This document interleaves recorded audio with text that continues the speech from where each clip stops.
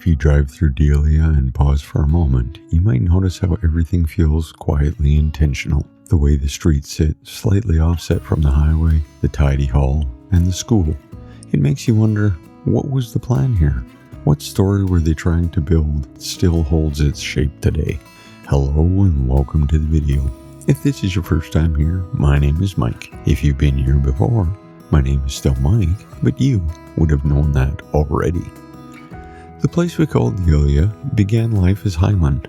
In the years when rail and grain reshaped this part of the prairie, it started as a stopping place along a new rail line, a small service point for settlers and farmers.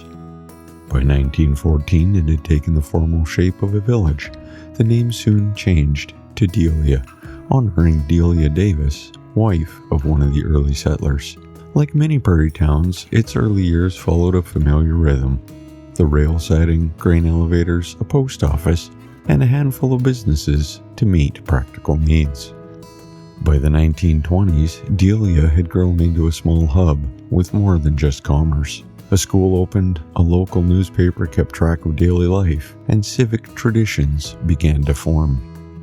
One story that still surfaces in local memory is that of Violet Bars. In 1919, she became one of Canada's earliest women to lead a municipal government, a milestone that continues to shape how the village sees itself. If you know where to look, you can still find traces of those beginnings. The old rail grade, the sites where grain elevators once stood, and a few surviving early buildings all hint at Delia's agricultural role.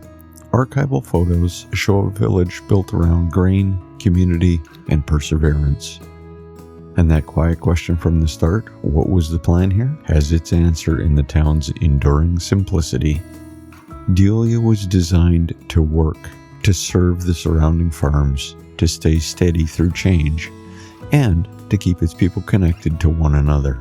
Today, it remains a place defined more by continuity than reinvention. Local governance, volunteer organizations, and the framework of its early infrastructure still guide daily life. Delia's past isn't a relic, it's the foundation that kept the place steady through the good years and lean ones. And when you leave, what stays with you is that same quiet design, how a few practical choices repeated over generations became the shape of the town itself. So if you enjoyed this little journey, give that like button a tap. It's free and oddly satisfying.